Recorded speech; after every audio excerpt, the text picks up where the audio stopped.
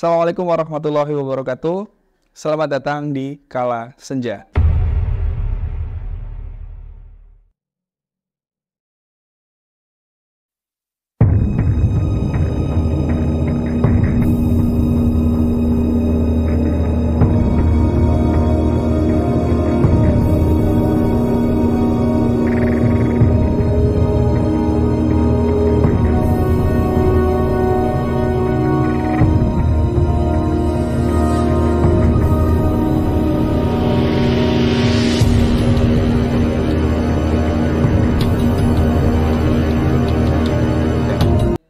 Kali ini kita akan membahas dan mengupas tuntas tentang misteri-misteri yang tersembunyi di masa yang lalu dan masa sekarang.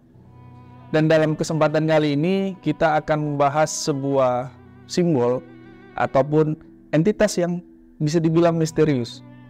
Dan ini pernah saya ceritakan di salah satu channel YouTube besar, yaitu Malam Mencekam, badannya manusia, kepalanya kambing. Wah, pada waktu itu saya buka pintu melihat seperti itu, saya lari, Mas. Bener. Nah, adiknya bapaknya nggak percaya. Oh, yang bener kamu nggak pernah cerita gitu kan? Toko material lah, masih punya bosnya itu. Untuk jalan tol, untuk proyek BUMN itu goalnya gara-gara Pak Burhan. Gede-gedean ya? Gede-gedean, Mang. Itu miliaran itu. Kalau dibilang pesugihan, ya pesugihan, tapi nggak ada tumbal gitu kan. Tapi di sisi lain, selain ekonominya maju, usahanya maju, spiritualismenya juga maju. Selama pengalaman saya ngeruqyah, baru kali ini ada yang ngaku Baphomet dan Ifrit secara langsung gitu kan. Secara mitologi, memang Baphomet itu the queen of devil gitu kan, ratu jin. Dia Baphomet itu betina. Bapak sampean itu tahu rumusnya. Mas Arif tahu dari mana? Saya tanya sama murid-muridnya, Mas. Buktinya murid-muridnya udah dirumusin semua itu. Setelah beres, besoknya saya dipanggil lagi ke situ apa? Suruh ngeruqyah murid-muridnya, Mas. Ada sekitar 18 orang kalau nggak salah. 15 sampai 18-an segitulah. Badannya gede-gede. Sebagai seorang peruqyah, kali ini ia harus melakukan pemutusan pesugihan. Pelaku yang bersekutu dengan sosok Baphomet dan jin Ifrit membuat prosesnya menjadi rumit. Malam Mencekam tentang sosok atau entitas yang sampai sekarang masih menjadi misteri. Sosok yang sering dihubungkan dengan okultisme, kekuatan gaib, dan pemberontakan. Sebenarnya siapakah sosok Baphomet itu? Dari mana asal-usulnya? Dan bagaimana pengaruhnya perkembangan dari zaman ke zaman hingga era modern ini. Untuk itu, mari kita telusuri lebih dalam. Let's check it out. Sosok Baphomet pertama muncul di sekitaran abad 14. Saat itu, Ordo Kesatria Templar yang dituduh melakukan hal-hal yang tidak sesuai dengan gereja Katolik pada waktu itu. Di mana Kesatria Templar adalah ordo militer ya. Mereka adalah kekuatan militer, kekuatan perang, Kristen atau Katolik yang terkenal akan kekayaan dan kekuatannya. Dan juga misteri yang sangat pekat di dalam Kesatria Templar tersebut. Selama proses inkuisi, para Kesatria Templar itu dituntut untuk menyembah berhala. Bisa disebut dengan Baphomet. Tetapi apakah Baphomet ini benar-benar berhala atau dewa yang disembah? Ataukah hanya sebuah tuduhan yang dibuat-buat untuk menjatuhkan ordo tersebut? Nah, untuk itu, mari kita telusuri lebih dalam. Dalam hal ini, para sejarawan memiliki beragam teori mengenai asal-usul Baphomet. Beberapa percaya bahwa nama Baphomet itu adalah distorsi dari kata Mahomet, yang merupakan cara bangsa orang-orang Eropa pada abad pertengahan untuk merujuk kepada Nabi Muhammad SAW. Jadi agak mirip-mirip tuh. Baphomet, Mahomet, agak-agak terdistorsi sedikit lah. Dan dalam konteks ini, tuduhan yang dimaksud untuk menyudutkan para Templar dengan tuduhan bahwa mereka telah dipindah keyakinan kepada agama Islam. Ya, karena Kesatria Templar keseluruhan itu mereka beragama Kristen atau Katolik. Ketika itu banyak tuduhan-tuduhan miring kepada kesatria Templar itu tersendiri, sehingga mereka dituduhkan berpindah keyakinan menjadi agama Islam, yang pada waktu itu dianggap sebagai ancaman besar oleh dunia Kristen. Gave up everything, all their wealth. Although the organization was rich, these men carried no money. The money they received was immediately put into funding the castles, the routes to the Holy Lands, and also to give to the poor. They lived a very, very austere life, so it was not attractive to everybody, which means it's even more incredible that they ended up so powerful with so many recruits and so much support, because it was not an easy life. I have broken and I continue to break my vows as a Templar. There's something called the Templar Rule, which was created by a guy named Bernard of Clairvaux. He was a Benedictine monk. So a lot of the rules are very similar to what you'd find in the monastery. They have to be celibate. They're not supposed to own any valuables. They can only carry a very small amount of money. I mean, these are sort of what we're supposed to make them disciplined and hardened warriors. And for the most part, it worked. They were the most powerful, most fearsome warriors of the Crusades. Attack! Tapi teori lain pun menyebutkan bahwa Baphomet mungkin merupakan simbol atau representasi dari pengetahuan yang dimiliki oleh para Templar itu sendiri. Mungkin terikat dengan alkimia atau mistisisme agama Kristen, tetapi untuk hal itu tidak ada bukti yang konkret tentunya yang bisa membuktikan bahwa para Templar itu benar-benar menyembah Baphomet itu sendiri. But also comes to stand for sagacity and intelligence, elements that perhaps the Templars were keen to absorb. Another idea regarding the Templars' association with Baphomet comes from a belief that the Templars were actually Gnostics, and thus subscribed to polytheism. Of course, Baphomet was thought to be one of these deities that they worshipped, though given their secrecy, it's possible that this was kept under wraps so as to avoid public outcry and political admonishing. Furthermore, some ideas, chiefly from Viennese Orientalist Jacob Freiherr von Hammer-Purgstall, suggest that Baphomet was indeed an androgynous figure, based on various stone antiquities that share the same name. These Baphomets were thought to be hermaphrodites, and possessed additional limbs or even features that were placed in unconventional places. Hammer-Purgstall argued that many of these stone Baphomets were inscribed with Arabic, furthermore suggesting an Islamic origin. Tuduhan tersebut lebih banyak berasal dari pengakuan di bawah penyiksaan yang diragukan kebenarannya. Oh ya, jadi para kesatria Templar itu dipaksa untuk mengaku hingga disiksa habis-habisan pada waktu itu. Sehingga statement tersebut lahir dari penekanan ya, ke para kesatria Templar dipaksa untuk mengaku. Kemudian selanjutnya kita akan melompat ke abad 19. Ketika Baphomet mendapatkan penampilan modern yang kita kenal sampai saat ini. Gambaran itu diciptakan oleh seorang okultis asal Prancis yang bernama Eliphas Levi. Bukan Levi yang di Attack on Titan ya, tapi Eliphas ini adalah orang yang menciptakan sosok Baphomet yang sampai sekarang. Levi menggambarkan Baphomet itu sebagai sosok berkepala kambing dengan tubuh perempuan, serta elemen-elemen dari berbagai tradisi keagamaan.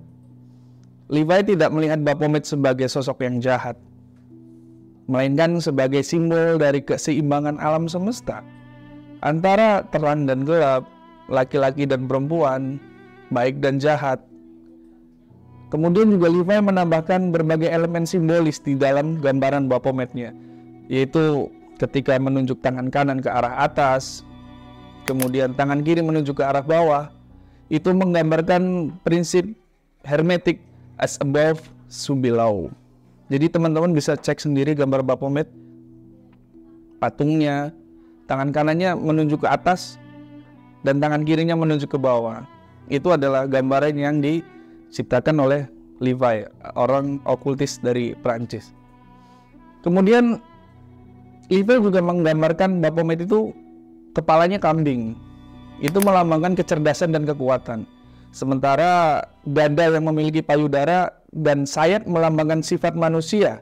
Sehingga melalui gambaran ini, Levi memperkenalkan Baphomet itu sebagai simbol okultisme dan misteri yang kemudian diadopsi oleh banyak kelompok estoritis. Kemudian pada abad 19 dan 20, simbol Baphomet ini menyebar berbagai cabang okultisme, termasuk ke dalam kelompok-kelompok Freemasonry, Teosofi, dan berbagai kelompok-kelompok yang lain yang mencari pengetahuan spiritual yang tersembunyi.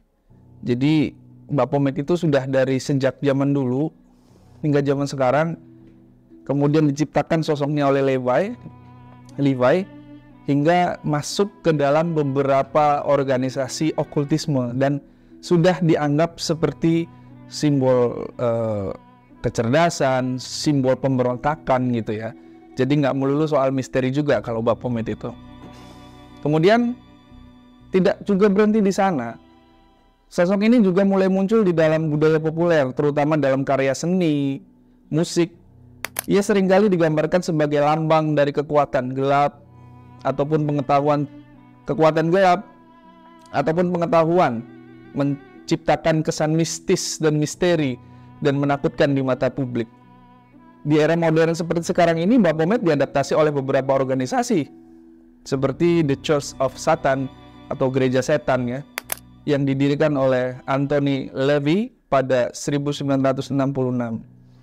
Dalam konteks ini, Baphomet lebih dilihat sebagai simbol pemberontakan melawan otoritas agama tradisional, perayaan individualisme dan kebebasan berpikir. Jadi Baphomet ini dipakai oleh Gereja Setan ya, yang berdiri pada 1966 sebagai simbol untuk otoritas tradisional serta perayaan individual dan kebebasan berpikir.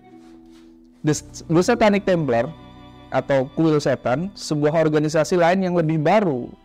Jadi setelah Gereja Setan, kemudian ada lagi The Satanic Temple, menggunakan patung Baphomet dalam aktivitas mereka untuk menantang dominasi simbol-simbol agama tertentu di ruang publik, terutama di Amerika Serikat. Teman-teman bisa lihat sendiri di negara Amerika Serikat banyak orang-orang yang menggunakan lambang-lambang seperti Baphomet sebagai organisasi lambang untuk memecahkan dominasi simbol-simbol agama tertentu. Bagi The Satanic Temple, Baphomet bukanlah sosok yang disembah, melainkan simbol yang mewakili nilai-nilai sekularisme, kebebasan beragama, dan hak asasi manusia. Mereka menggunakan Baphomet sebagai sarana untuk mempromosikan pemisahan antara agama dan negara, serta untuk memperjuangkan hak-hak minoritas di sana. Jadi Baphomet ini nggak melulu seperti yang digambarkan di film-film. Bagi beberapa organisasi seperti The Satanic Temple ini, mereka tidak menyembah, mereka tidak mendewakan Baphomet, tapi mereka menjadikan Baphomet itu sebagai simbol untuk kebebasan dalam beragama, simbol untuk kebebasan berekspresi, dan simbol kebebasan untuk berbicara. Jadi sungguh sangat banyak banget ya kegunaan Baphomet di luar sana, di luar negeri itu. Namun di luar penggunaan simbolik oleh kelompok-kelompok ini, Baphomet tetap menjadi sosok yang kontroversial tentunya. You may recall last August, the group The Satanic Temple unveiled this statue of Baphomet outside the state capitol as a protest against another religious statue. That event is now part of a new documentary about the group. Rick Damigella has a preview of Hail Satan. It's a beautiful day here at the state capitol. Great day to be a Satanist. I believe it, and I'm very excited about it. To some, this group is seen as mischievous trolls, but the Satanic Temple says it is fighting for religious freedom. This fight is central to the documentary Hail Satan. To be called a troll, I mean, simply for asserting the right to exist, is it's a little offensive at the end of the day. But at the same time, I think people and taking it seriously because there is a humorous element to it, because they are having some fun. I mean, if there's any religion that's fun, it's Satanism. The Satanic Temple is the largest religious satanic organization in the world. Recognize that modern Satanism is largely non-theistic, and we don't venerate a personal Satan, but rather a metaphorical construct. Hail Satan! Despite the animosity the group has been up against, it is on a mission to change the perspective on the religion through this film. It's a really warm-hearted film. Like, you know, there's something about the topic of Satanism that does have the potential to turn people off, like kind of as a knee-jerk reaction. But I think that if people walk into the film, walk into the theater with an open heart, they will be very surprised at what they find. Very surprised. Not bad. In Hollywood, I'm Rick Damigella. Dan sering kali disalahpahami. Di mata publik, Baphomet sering diasosiasikan dengan kegelapan, kejahatan, dan segala sesuatu yang tabu. Hal ini tidak lepas dari representasi Baphomet di masa yang sering mengatakan dengan satanik dan horor misterinya. Jadi, apa sebenarnya Baphomet itu? Sebuah dewa kuno yang terlupakan? Sebuah simbol dari pengetahuan esoteris? Atau hanya sekedar gambaran imajinatif dari mereka yang menentang status quo keagamaan? Ya, apapun itu, Baphomet tetap menjadi salah satu simbol paling menarik dan penuh teka-teki dalam sejarah manusia, dengan makna yang terus berubah seiring berjalannya waktu dan tergantung pada perspektif mereka yang melihatnya. Nah, untuk itu, teman-teman bisa mengambil pelajaran dari yang kita bawakan tadi. Jadi Baphomet itu sebenarnya bukan sosok yang disembah bagi sebagian orang. Baphomet juga bukan sosok yang menjadikan Tuhan bagi mereka, bukan. Tetapi ada beberapa kelompok-kelompok tertentu yang memang menjadikan Baphomet itu sebagai simbol atau bahan, sebagai ciri bahwa mereka memiliki kebebasan berekspresi, berbicara, bahkan beragama. Terima kasih telah menonton episode kali ini. Jika teman-teman menikmati penelusuran mendalam tentang sejarah, budaya, dan yang lain-lain, terkhusus tadi kita cerita soal Baphomet, jangan lupa untuk subscribe agar tidak ketinggalan konten-konten menarik lainnya dari channel ini. Dan jangan ragu untuk meninggalkan komentar di bawah, karena topik dari teman-teman, komentar dari teman-teman, tentu itu akan menjadi bahan materi untuk kami, bahan pelajaran untuk kami. Dan jangan lupa nyalakan lonceng notifikasinya, agar kita sama-sama belajar untuk mencari yang lebih baik. Terima kasih. Salam dari saya, Dikala Senja. Assalamualaikum warahmatullahi wabarakatuh.